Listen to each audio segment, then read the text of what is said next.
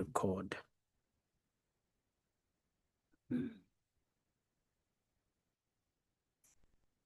Go for it, Chairman. Okay, thank you, SG. Also, welcome to Coach Fadlu, and also good morning to my colleagues and members and staff chair as well.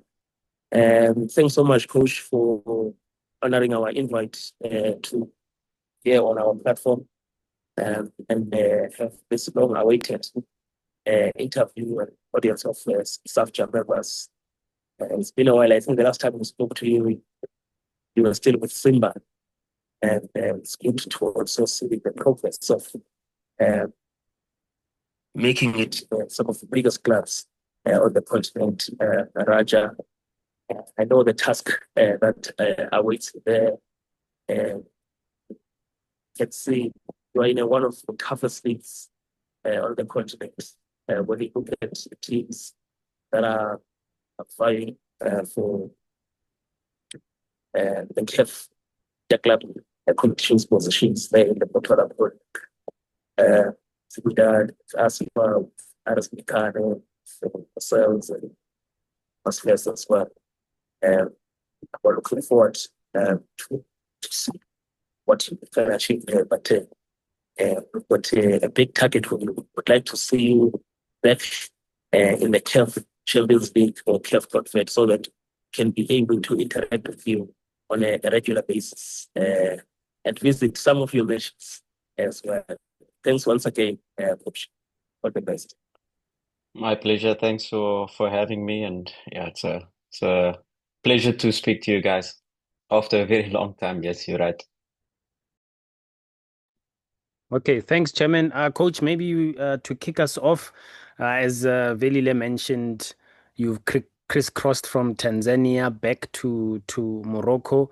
I imagine it's been a bit of a whirlwind, just moving across, having had pre-season with one team and then all of a sudden you back in your old stomping ground. Just tell us about that decision and how you found, one would call maybe a readjustment of some sort, and obviously trying to take Raja to greater heights again. And then I'll allow questions from colleagues to raise their hands and we'll follow the order. Thank you, Coach. Yeah, it's been a tough decision, first of all, to leave Simba, because I really believed in the project. I have a very good relationship with the president.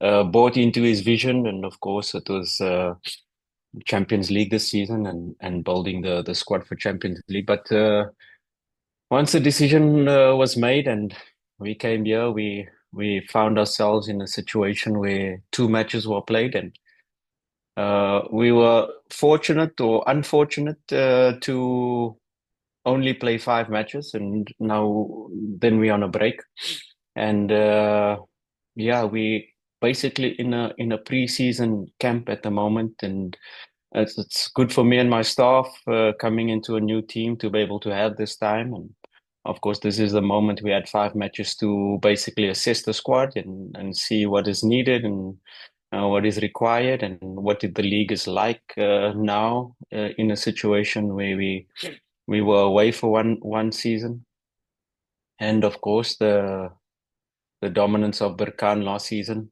in the league, and to see what is happening. And we're currently in Saudi now to work on our team, and of course the president and the board are working behind the scenes to recruit in certain areas, in key areas. And of course with a big club like Raja, we know it's Champions League we are fighting for.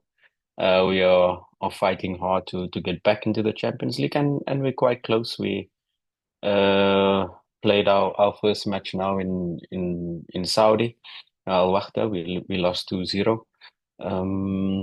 And now we got a big match against Al Ahly on Friday. So we're looking forward to seeing some of our players play tonight in against Syria in the quarterfinal of the Arab Cup, of course. So some of our players are out, and of course also 2 players are called up to the main national team for the AFCON that is coming, and really excited to have the AFCON in Morocco, and it's a fantastic time to be here in Morocco where we're hosting the AFCON, and yeah, it's going to be really interesting tournament. But so far, of course, when you move with your staff, it's really makes it easier to adjust. When you've been with the club before, it makes it easier to adjust. But of course, it's a new club, it's a new board, it's a new president. Uh, some familiar faces in terms of the internal staff, but a lot of new faces in terms of the board, in terms of the president, what we've come across now since we've returned.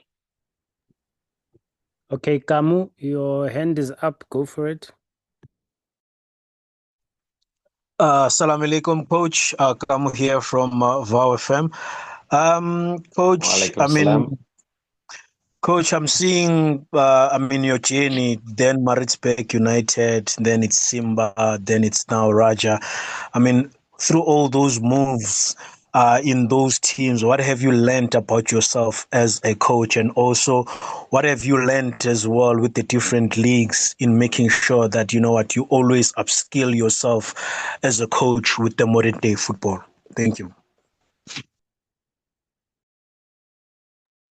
Of course, when I was in my playing time as well, I was always very interested to explore different countries and explore playing abroad. And, you're not always able to. I was privileged to play, one season in Bulgaria, and that experience with the Italian influence of Inter Milan, who had a close link to the club with fitness coaches, with coaches coming from that side. So always left an imprint on my brain, of course, to be able to explore and try to get out. I was not the most talented footballer, so I didn't have a chance to further my career in Europe and abroad, where I'd have liked to. But of course, the coaching journey, once I started it, always have my thoughts and ambitions to coach abroad. And yeah, you learn. We're quite lucky as South African coaches to come into a multicultural society, and coaching a multicultural team at most times, players coming from different backgrounds and having to get the most out of them. And football and coaching is about management and player management and team management and board management. So besides the tactical part, which is important but not the most important, this has developed coaches in South Africa to be able to manage these type of environments. And yes, the different projects, a project like Maritzburg or project like Pirates or project like Raja has different pressures, has different ambitions and targets, and all coaching jobs and projects as built me up to where I am today. And I'm still on the journey of learning and striving to be the best I can be. And that has been my journey so far. I was privileged or not privileged to, when I retired, immediately go to a CAF B course and try to go on that journey of CAF A, but the coaching courses were just postponed, and then I decided to go the European route in the UK to complete my licenses. Then every off season, traveling to courses, different periodization courses, tactical courses in Belgium, in Barcelona, in the Netherlands, to empower myself. So when I retired, is every off season, travel to Europe to do a course, to do a periodization course, a tactical course, a management course to empower myself, at the same time doing my UEFA licenses, and finally completing the UEFA Pro. My journey of learning and being a student, a lifelong student of the game, will continue no matter where I coach. And of course, when you have your UEFA Pro, you have to continually do the CPD points to be able to maintain your license every 3 years to renew it. So all the experiences as a player, as a coach in different situations, in different clubs, different size of clubs, and now I've been privileged to be part of big clubs with big targets, with big ambitions, and this is the level where you want to be at, where you constantly have to win. And in any club, in Maritzburg, in Chippa, in Bloemfontein Celtic, you have to win to maintain your job. But at big clubs, a draw is like a loss, and you constantly have to win to be able to maintain your position, to be able to maintain the club's targets, the demanding fans. And these are the clubs where you thrive at, where you really stretch yourself to be the best that you can be. Every day is a day where you're trying to improve, you're trying to find ways to improve your team, to improve your staff, to improve the club as a whole. And it's been a fantastic journey so far, and I'm thoroughly enjoying it, and really excited for what's to come. Okay, let's go to Sebastian and then Leo.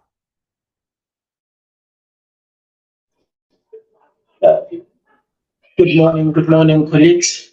I hope I'm audible. My name is Sebastian, and Coach, quickly I have two questions for you.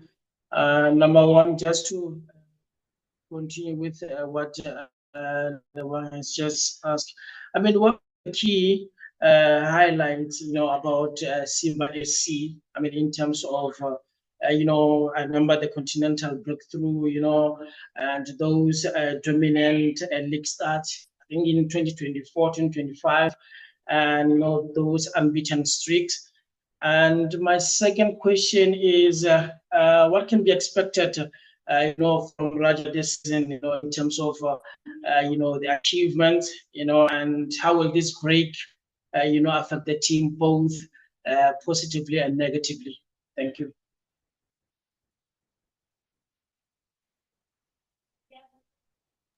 Can you repeat your first question about Simba?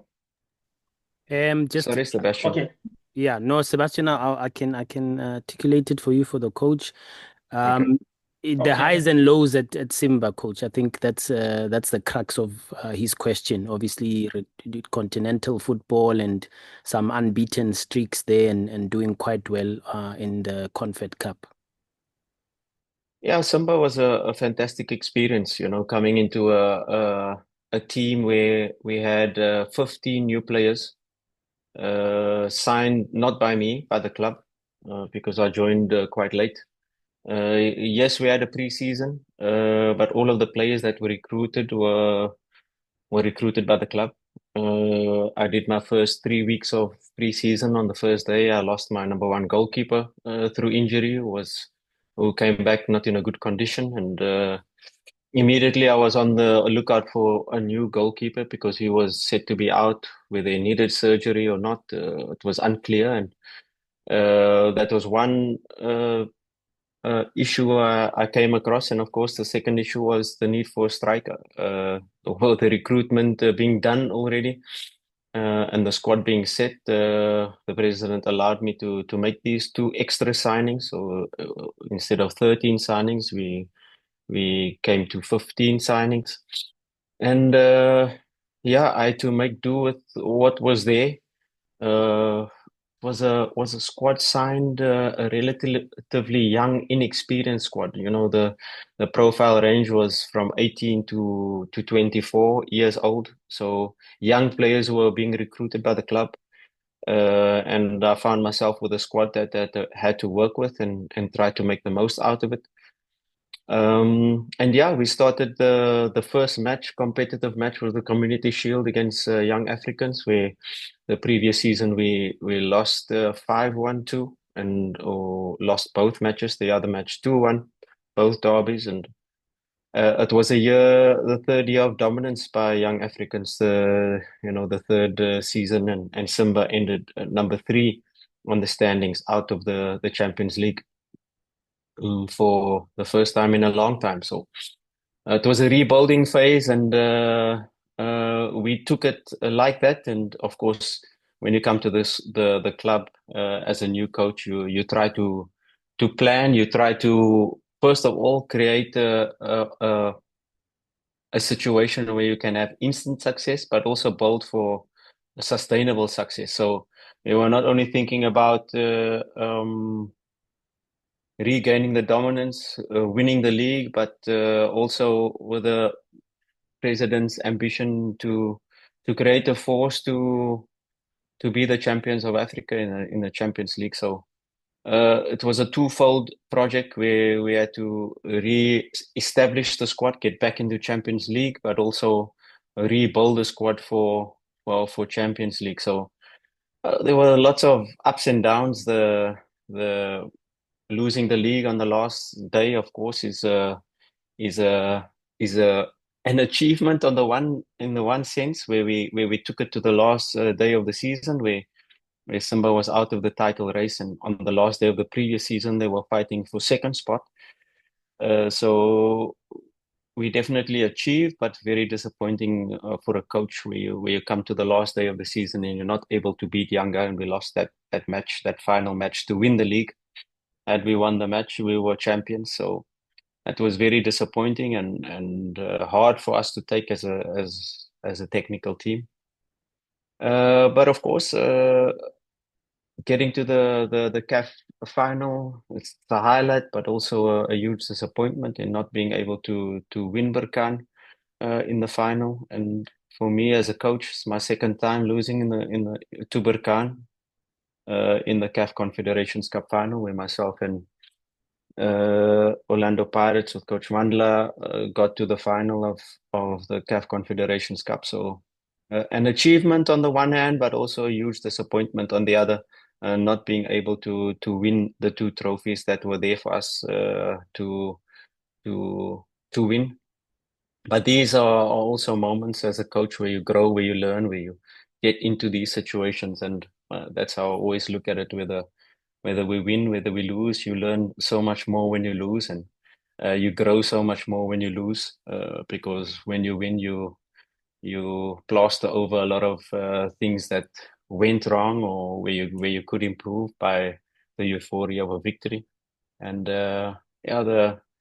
we then built the squad. We released another 12 players and signed another 12 players. We had full backing of the president to make the signings that we were now building the squad for the second phase of the project, where it was now dominating Champions League. And you cannot just have a squad and have one window where you're building the squad, where you're building the club to be able to achieve the president's objectives, that is to dominate Africa. It's a little bit like when Patrice Motsepe came into Sundowns, and he wants to win domestically, but his main ambition is to win, to build the club to be a dominant force in Africa. So there were a lot of things that went right on the field. There were a lot of things that went wrong off the field at Simba, and I had my meeting with the president and in Dubai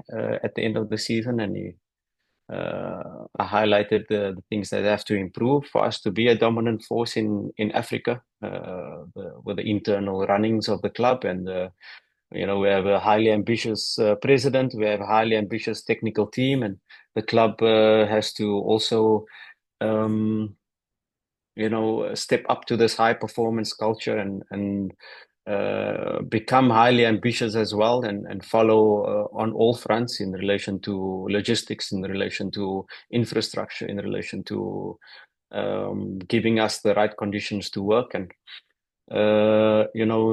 these after my meeting with the president, and of course he knows and the club knows that there were a lot of options for us during even the first round of the league. We had opportunities to leave, to move, but I opted to stay at the end of the season as well. There were again callings from North Africa to come, other callings, offers and opportunities. But after my meeting with the president in Dubai, I had a meeting with my technical team, and we decided to stay.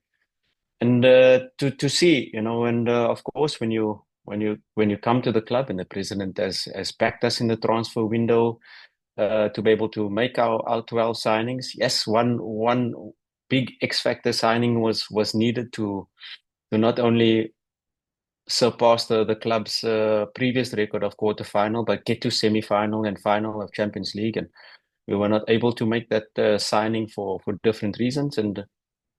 But once we started the season, we could see that although the president has tried everything, the workings within the club did not meet the ambitions of the club, and that's when we took the decision to step down and then explore other opportunities. So it was really disappointing and sad to leave because I love the club, I love the fans, I love the president has been absolutely amazing and backed us on all fronts.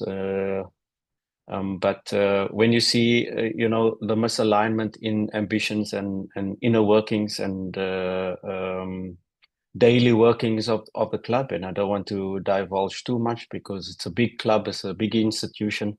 But when things are not aligned, I decided, and my technical team, we sat down and we decided to step aside, and maybe another coach can come and because we've built a fantastic squad, we've built the foundations of a team that is able to win on all fronts, and the squad is balanced, well balanced on all fronts, and I've had the opportunity, and I've turned down Raja Club twice, and when they came calling for the third time, it was with a new project, with a new board, and highly ambitious board and president. We decided immediately once that opportunity came to jump, and here we are. Coach, I think the second part of Sebastian's question was targets and mandates at Raja Club.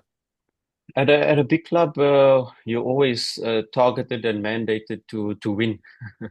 It's although it's a long-term project, the football job is short-term. You have to win immediately. And our first 5 matches, we were already targeted we had 4 training sessions before we played our first match. I was fortunate enough to know there were still 8 remaining players. So from the last time we were here, but we had a new squad, a new team. A lot of players were signed by the club, and we immediately had to win and stay close to the top. And yeah, in our 5 matches, 3 wins and 2 draws were fair. We lost we drew 1 match in the last minute against Fez Mas, where we conceded a penalty in the 95th minute. And that was unfortunate not to get 4 wins and 1 draw, but now it's a moment to rebuild, to restructure, but the ambitions are the same. You have to get Raja back into Champions League. We have to try to win Botola. We have to try to win Throne Cup. Like at any big club, the mandates are clear before you join. Nobody needs to tell you, we need to do this, we need to do that. You should always be there on top, fighting for leagues, fighting for trophies at all costs. Okay, Coach, I'm going to take a question from the chat here because Neo says he was in the Uber and the Uber driver was blasting the music. So his question is, Coach, you've just mentioned your excitement about AFCON being held in Morocco. Naturally, I would imagine you'd be rooting for Bafana Bafana. In your view, do they have what it takes to go all the way to win the tournament? And how do you assess Bafana's recent success as a whole? You have to, of course, we want Bafana to win it this time. On the other end, my second team, of course, is Morocco. Bafana and Morocco in the final will be fantastic for my situation. Of course, you have to give a huge credit to the coach, since he's come, Hugo Broos. Against public opinion, he stuck to his vision, he stuck to his plan, he stuck to his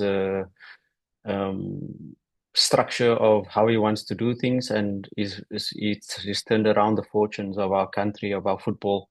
Yes, a lot of that has got to do, and in relation at the same time, in relation to Patrice Motsepe's vision of building Sundowns to the point of dominating Africa and building to a point of many years in the Champions League quarterfinals, semifinals, finals, and of course that gives the players of Sundowns the experience of playing on the African continent, and it helps Bafana Bafana and Pirates recent producing of young talents that are coming through. And Hugo Broos was always very clear about not picking players over the age of 30. He made one exception with Themba Zwane after a lot of pressure. And you can only admire the coach for his vision and how he's built the team so far. And we got a huge chance. South Africa and Bafana Bafana is now respected on the African continent as one of the powerhouses and expected to get to semi-final, final, at least in this tournament. So quite optimistic, but a huge credit has to go to the coach to lead the team to where it is at this point. And with the talent that we have coming through, with the talent especially in the attacking parts of the team, there's so many options, so many qualities and different qualities to choose from, and how the coach wants to play. And we're so optimistic that we can go all the way this time around.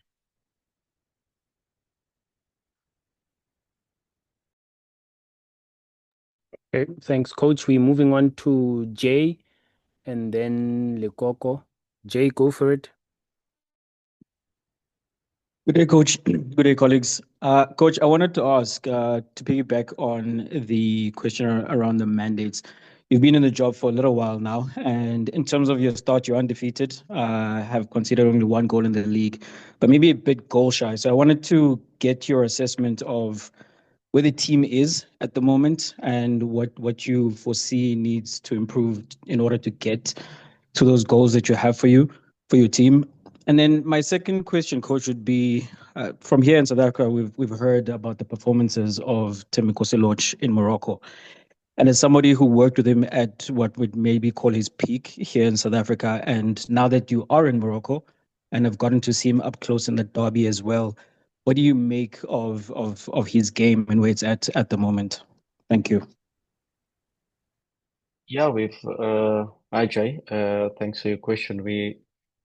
At the moment, yes, we have a very strong defensive record, but that's not only due to the defense and the goalkeeper. It's really how we try to put pressure with our pressing structure, try to regain the ball. And we've had a set of dominance to have 60+% possession, and the club with one of the highest box entries, final third entries, and we create so many opportunities to win matches and more convincingly. But it's been, like you said, goal shy in terms of what we create and the shots we have, and even moments where we get into certain areas where we're not really affecting the XG by shooting.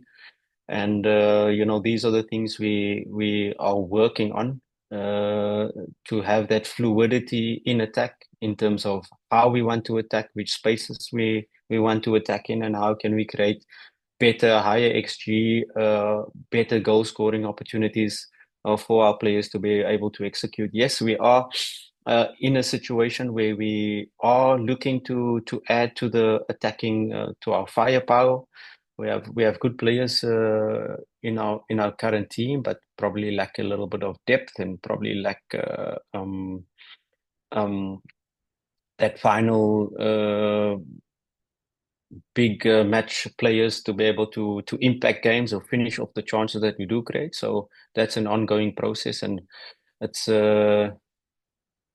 when I talk about the defense, we need to strengthen in the attack, but also strengthen in other departments to be able to create and to generate the chances that to be able to win matches. So that's an ongoing process that we are working on, training time on the pitch, but also recruitment to be able to strengthen that department. Mazola, if you can, there was a second question from Jay, if you can Yeah, remind me. he asked about Lodge, given that you worked with him at his peak per se, and then you are up close now in Morocco. Is Wydad are a team currently that are a little bit more direct in their approach. You know, they play with a 6'4", a striker, Hanouri, and slightly more direct in their approach with a lot of crosses and a lot of long ball set pieces. But with the signing of Lorch or the re-signing of Lorch and Azizki, these are the two players that are really making Wydad a little bit more interesting to watch, because he's been absolutely amazing at every attack. Lorch is at the center of it, so a lot of their team and their attacks are going through Lorch, and we know he's the type of player that can win a match for you with one action. And he's not only a player that can play between the lines, he's a player that uses the space behind the defense line as well. So he gives their team so much in terms of creativity and flair, and what they probably lacking in their approach or their playing style at the moment. So he's been absolutely amazing. At the same hand, I respect the coach's decision, and like we all speaking about Loach and AFCON, and yes, he's up there with the best in South Africa. But the coach has his style, he has his clear way of playing, and he decides who comes in, and we have to support Hugo Broos. Disappointed for Loach, because as a player, when you are performing the way you do outside the country, maybe not appreciated as much when you're doing it for Sundowns, Pirates, or Chiefs, and where everybody sees it on a weekly basis. Everybody's talking about it on a weekly basis. Here we see it is well respected within the league, within the Morocco, and we have to support Hugo Broos now in not selecting him. I read his comments as well. I saw his video where he spoke about Loach, and we have to respect him. We have to support him, and we have to get behind the national team with the attacking players that are on the pitch that the coach selects, because like I said, the talent in South Africa at the moment, especially in the wingers, number 10's position, is unbelievable. So the coach has a lot to choose from, a lot of firepower in the attack in the upcoming AFCON. Hey, Coach, we're gonna circle back to Leo. I think I skipped him by mistake there. Leo, the platform is yours. Hi, Coach Leonard Song from ESPN Africa. Thanks so much for your time today. If you look at Bafana's squad for this Africa Cup of Nations, there's a lot of young players who are either at Orlando Pirates at the moment, or came through Orlando Pirates development structures and moved on. So I think it's fair to say this is one of the most successful periods for them in terms of youth development in their history. You obviously were at the club before. Did you see any of the seeds being planted that led to what's happened in the last few years with the youth development? And also, how do the youth development structures in South Africa compare to what you've experienced in Morocco? Thank you. Thanks, Leo. Yes, Orlando Pirates have definitely a vision of management structure that are not only looking at the here and now, but also looking at the future. And yes, Pirates always have this tours that they have the young teams travel to the UK or to Europe to be able to play different matches and have that experience. And you have the Pirates Cup that is also happening every year, and there's definitely a vision, a strategy behind. It's not by accident that Pirates are now suddenly producing and playing more youngsters and producing players for the national team. And this is all due to the people behind the scenes, the people that are not always at the face of or trying to be in the media spotlight, but strategic thinking, strategic workings behind the scenes, instant success plans, 5-year plans, 10-year plans, and you will see it now. And Orlando Pirates are always looking for that X factor to do. They're not the team that are going to always buy the best players like Sundowns. They have a different strategy, and now that they're producing these young players with a certain recruitment in terms of their squad, they will always thrive and they will be up there challenging Sundowns in the next years to come. You're not always guaranteed success, but the way they are doing it, the way they are investing in the club, in the youth, in the structures behind the scenes to make the first team top tier on international standards, they will always create the right environment for these players to thrive and grow and be ready. The youth structures in South Africa had a huge benefit out of the Ajax Amsterdam link, where more teams, SuperSport, Orlando Pirates, Sundowns are focusing and have good academies building through. Morocco has implemented or started a new project where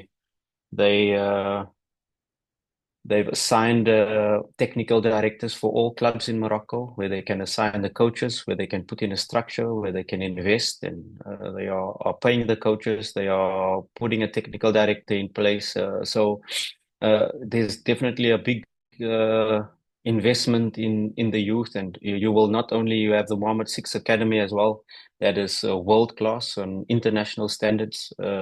This is a facility on international standards. They are coaches, high quality coaches at youth level, where they take the best players, a little bit like a school of excellence, but on international standard level, with a real investment are going into the youth at the Mohammed VI Academy. And now with the first step this season, they've implemented it into all the clubs in Morocco. So you will see this fruits not now in the next years, but in 5 years, in 10 years, when the first generation or second generation of this project comes through. So a lot of focus are being put on the youth and youth development and proper coaching and proper coaches and qualified coaches for the youth to be able to produce the type of players. And as you see it in the national team, there's only 2 players or let's say one player in the starting lineup in the national team out of the league, and that is our Yusuf Belamri, our left fullback. The rest of the players in Morocco are playing in Europe. So if you want to compare the two, South Africa has done well over a certain period, but there are lots more that can be done, that can be invested into the youth and youth academies and better academies and qualified coaches and coaches that are specialists in their divisions in South Africa that can produce, because we have the natural raw talent coming out of South Africa. But if we invest a little bit more into the youth, we will be able to not only have a period of success in Bafana, but we can have a sustainable conveyor belt of quality youngsters that don't only have the talent, but are taught the basic fundamentals in youth development to be able to equip them for international standard, but also having more players not only playing in South Africa, but back playing in the top leagues in Europe. Hey, colleagues, we've got about 15 minutes left. We'll try squeeze in. I see there's still lots of hands, but let's go to Lekoko and then Nick Gleason. Good afternoon, Coach. I just want to find out from myself. Yeah, it's Lekoko from Lekoko Space and Mzansi Fundis. I just want to find out that from your side, you've experienced the PSL, you've experienced the Botola. Morocco is quite intentional about wanting to dominate African football, and it's no secret. We know some of the things that they've done. But what I want to find out from you, because you've had coaches complaining, especially in the PSL, with whether it be a national team coach, whether it be a club coach, complaining about lack of support, maybe from the league coming in. What would you say from a league point of view, the Botola is happening in terms of the difference that you would have as support to the national team and some of the notable things that you would have experienced that are not necessarily spoken about in the media? Yeah, highly, Coco. Thank you. Thanks for your question.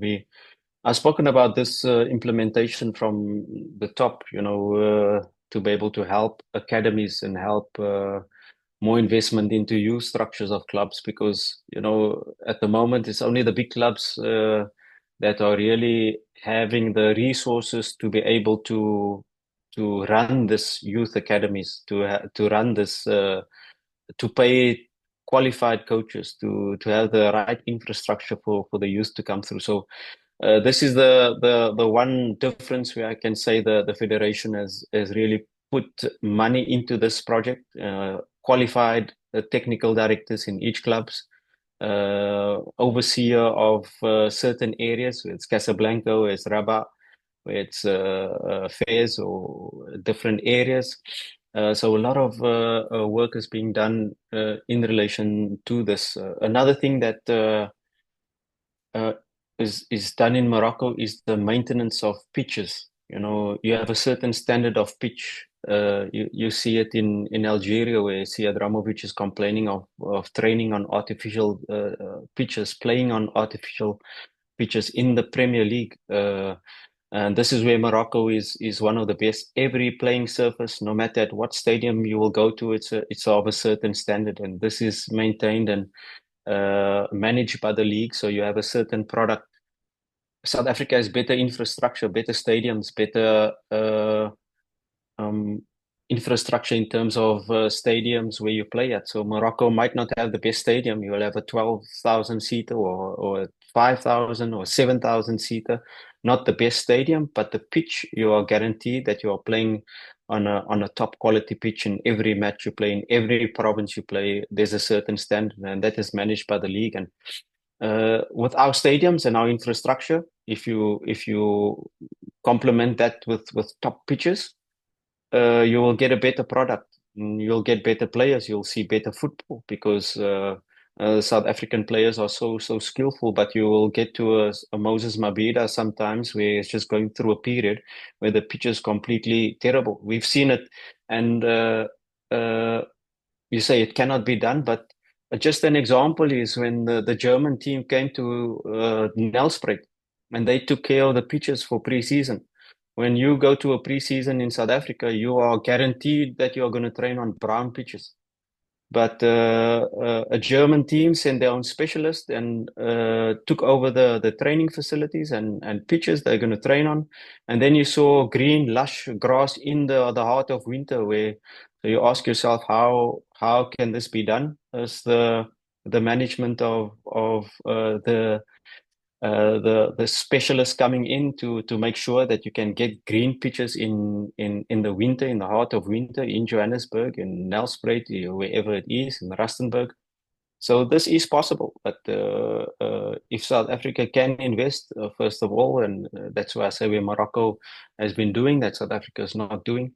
These two aspects will definitely, the youth, number one, and of course the playing surfaces, the management of the type of pitches you play on in South Africa. I'm not saying that the pitches in South Africa are of a bad quality, but they can be of a much higher quality throughout the year, whether it's winter, whether it's summer. Normally in summer in Johannesburg and these places where there's more rain, you get better pitches, but this can be done, and it showed with the German team coming in the heart of winter and training on green lush pitches, where the experts coming in. Nick. Good afternoon, Coach. Nick Leeson from Backpage Media here. You spoke about right after finishing your playing days, attempting to go straight through the coaching route. Was that something, the coaching route was something, is that something you saw as a path for your career from quite early, or how did that kind of come into fruition? Hi, Nick. Yes, I think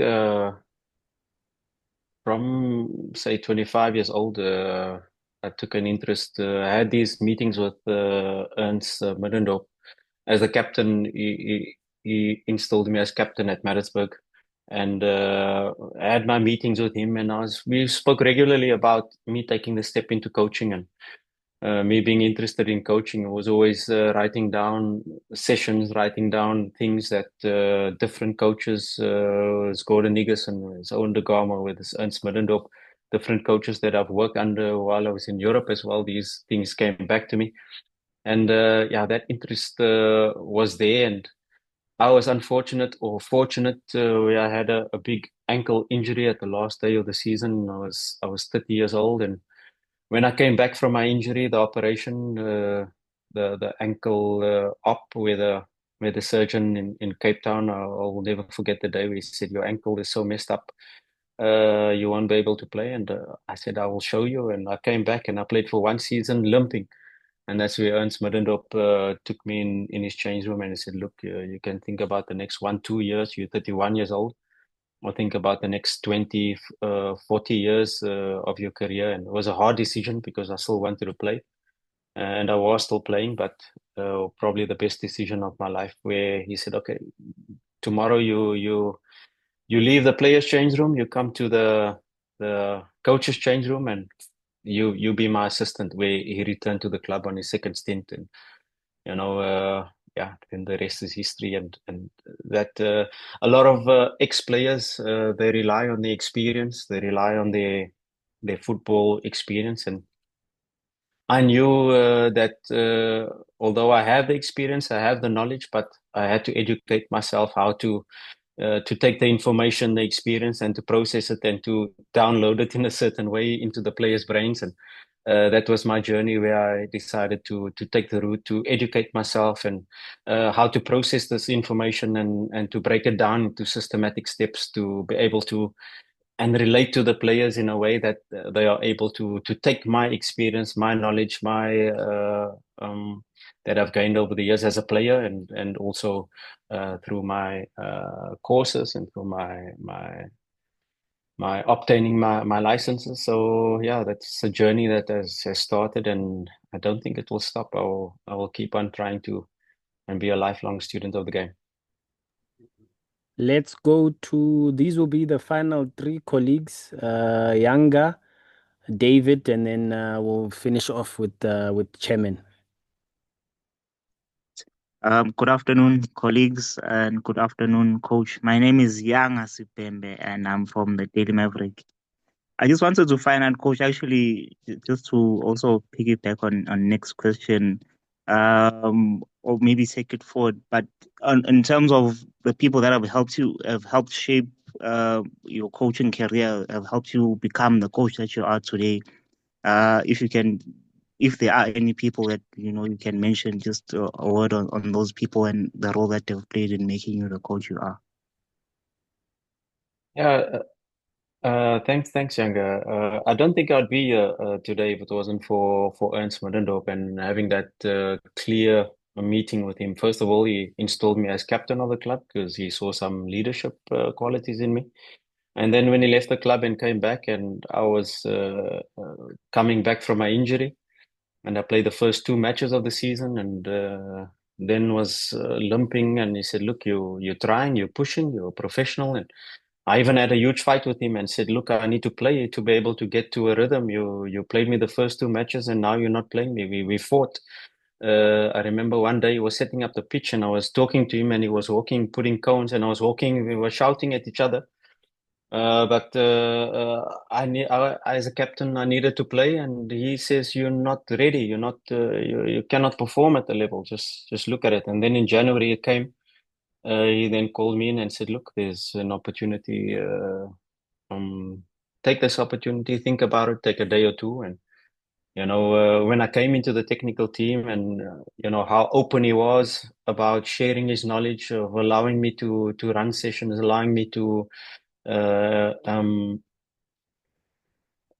build my knowledge and pick into his brain. Why did you do this? Why did you shout at this player? What was your strategy here in the match? This substitute, that substitute, it worked, it didn't work. I went on a periodization course, and I remember while I was training with him, we were doing preseason running, like crazy. And I went on the periodization course and came back and explained to him the course. And immediately the next season preseason said, "Let's try to implement it." And we completely changed, and that is how he has stayed in touch with the modern game. As old as he is, always trying new things, always being up to date with the modern trends and what coaches are doing at the highest level. And he really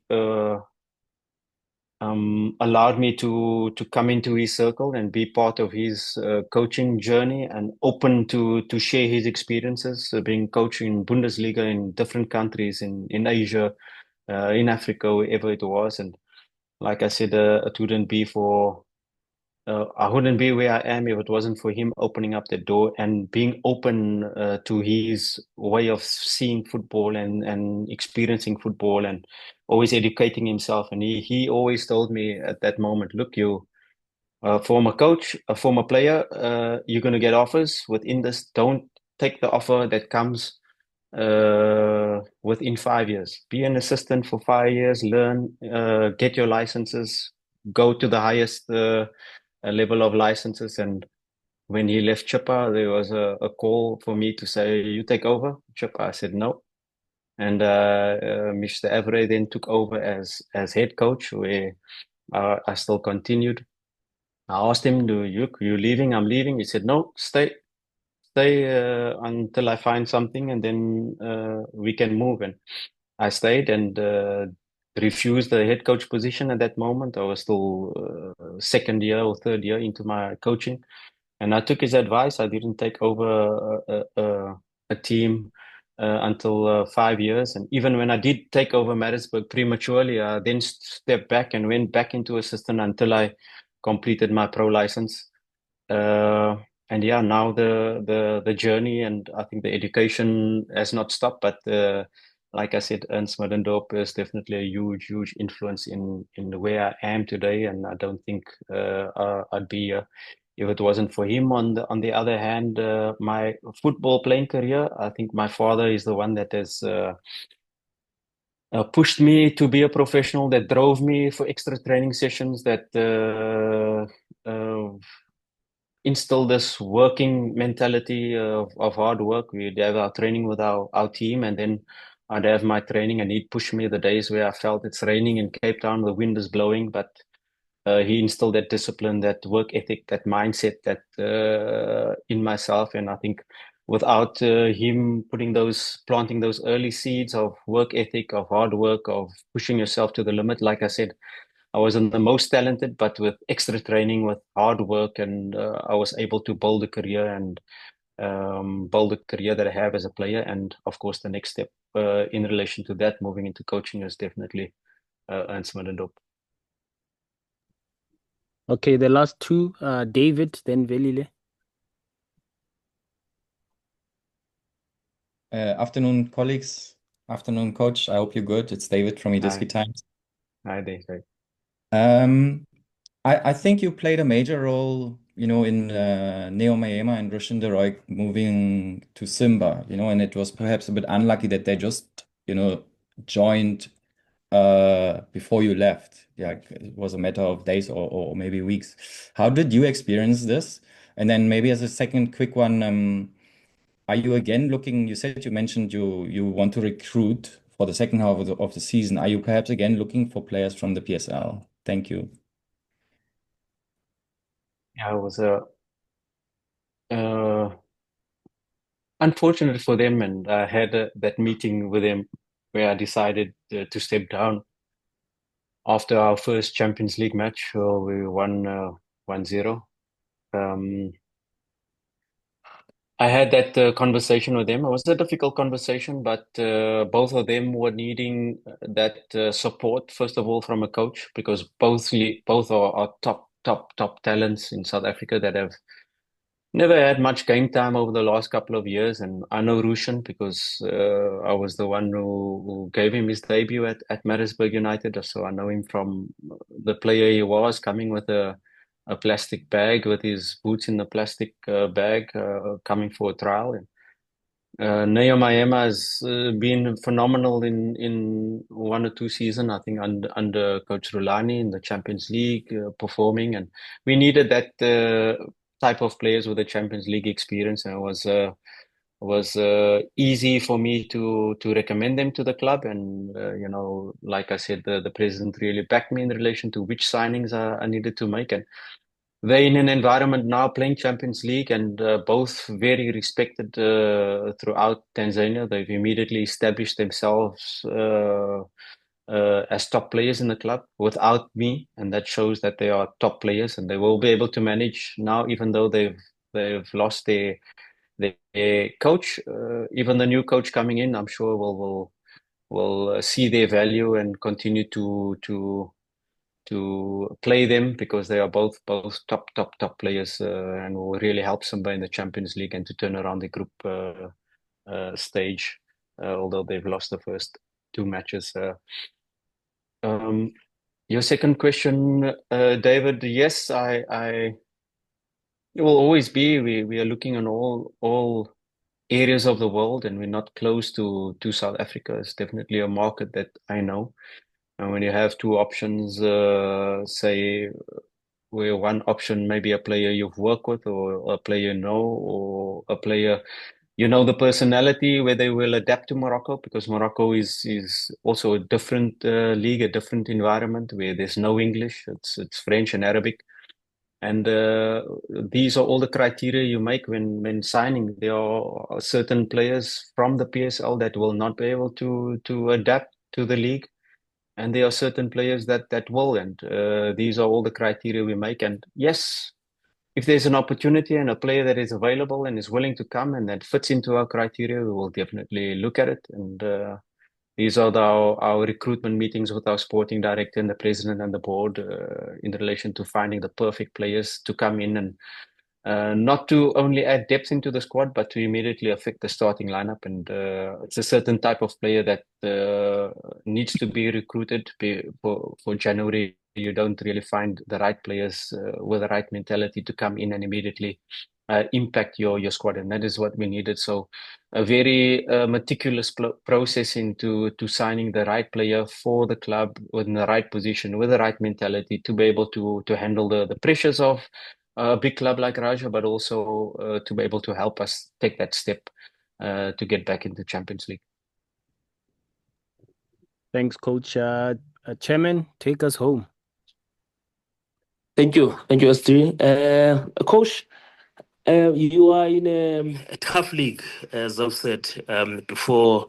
The contestation for CAF spots is also very difficult. There have been suggestions and I understand deliberations at the high level of expanding the sports, especially something that would also attract eyeballs instead of just having two teams entering for a CAF Champions League or even CAF Confed, but maybe make it more of a strength versus strength, especially for the top 5 or top 6 ranked countries. Something that would mean maybe a Raja, a Wydad, a Bekane, or even Esfa playing in the Champions League together at the same time. Do you think this is long overdue, looking at where African football is heading now? I think so. If you look at we always look to Europe, and we see now the format of different leagues having 4 places, other leagues having 2 places, other leagues even their winners having to go into qualification, and it makes sense because you want your big powerhouses always to be in this big African competitions, and of course you still give that window for certain countries that may not be in the top ranked leagues. But it will definitely strengthen this the Champions League. You see now how the UEFA Champions League, even with the change of format, it makes it more exciting. You always get to see 2 giants facing each other more often than not. The window is very small where you get to quarterfinal, where you see these giants facing each other of the CAF Champions League, and you want to create more big clubs and giant institutions facing each other on a more consistent level. Of course, you have to give the big clubs, and let's talk South Africa. You need Kaizer Chiefs in the Champions League every season. You need and it's difficult where you only have 2 spots. CAF Confederations Cup is a big tournament, yes, but you want to be in the elite, in the cream of the crop, and there's definitely one way, and I think it should be. We have to look to Europe, where the English Premiership has 4, and now maybe 5. It makes sense, and let's hope Africa can have more of these big giants playing against each other, because everybody wants to see a Raja, Kaizer Chiefs, Pirates, Sundowns, the big clubs always playing in these competitions. And With Morocco, it's very similar to Algeria. You have four big clubs in Morocco. Berkane last season, their first Botola, but winning the CAF Confederations Cup this season, they've signed top players from Europe to be able to dominate Champions League. And the big clubs like Wydad and Raja has not seen Champions League in the last couple of years, but they definitely deserve to be there, just in relation to the magnitude of the Botola League, and exactly the same for South Africa. You want your top three giants to always be there in the Champions League. Will make it for much more exciting competition. Coach, Thank you, Coach. we'll leave it here then. Thank you so much for taking your time out during a busy schedule to speak to Savja. We look for more of these engagements and we'll catch up soon. Thank you so much, Coach Fadlu. Thank you, Mazola, and thank you, Chairman. Thank you to all of you for having me, and hope to see you guys in person soon. Cheers, Coach. Cheers, Sharp, guys. Coach. Thank you, Coach. Thank you.